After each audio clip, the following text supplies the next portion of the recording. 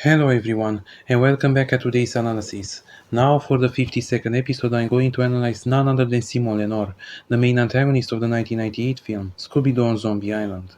By far one of the best Scooby-Doo movies ever made, Simone Lenoir is an incredibly unique villain in the sense that she is an actual monster rather than a human in disguise, as well as also a unique example of a monster disguised as a human.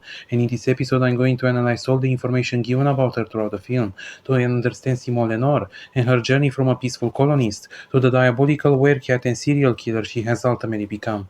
Now without further ado, let's dive in. Simone Lenoir was born sometime in the mid-18th century into the French colony of the Monscar Island, where she lived peacefully along with the other colonists, alongside with her best friend, Lina Dupré. Everything seemed quite nice and good in her life.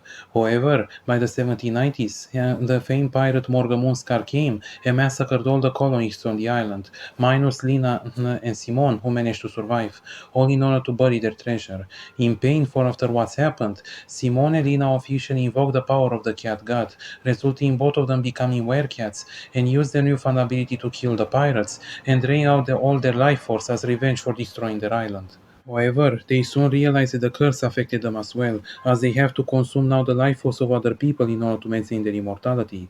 And thus, for the decades to centuries to come, ships will come and go from the island, including a plantation of spice nomads. But of course, every year when the harvest moon comes, they will drain the life force of each people that arrive on the island in order to prolong their own lives.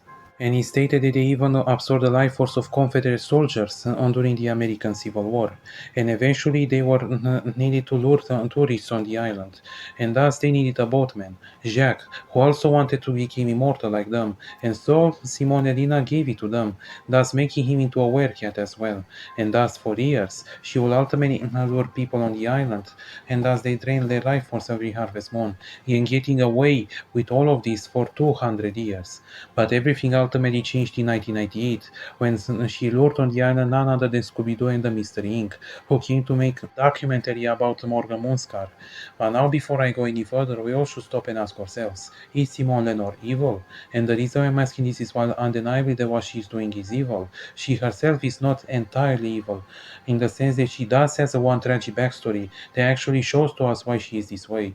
Not to mention that she stated that she never wanted to be a werecat to begin with. Not to mention that everything she does is only in order to survive. As Simone, while it's undeniably a serial killer, she doesn't do it necessarily out of sadism, as she does it in order to prolong her and Lina and Jacques' lives. And while she doesn't care at all about Jacques, she does care about Lina, and she is the first and the oldest friend that she got in the world. Not to mention that they both knew each other ever before they became werecats.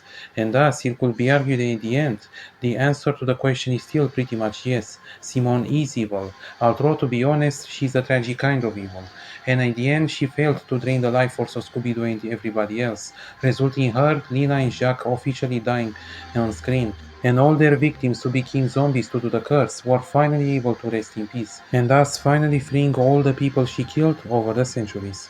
So in the end, who is Simone Lenoir? She is nothing more but an innocent victim who got herself turned into an aggressor far worse than hers, and a monster that will do anything and sacrifice as many lives as possible in order to prolong hers and those close to her, and a monster that could easily be called as one of the greatest Scooby-Doo villains ever created. Thanks for watching everyone, please don't forget to give a like and subscribe, and have a nice day.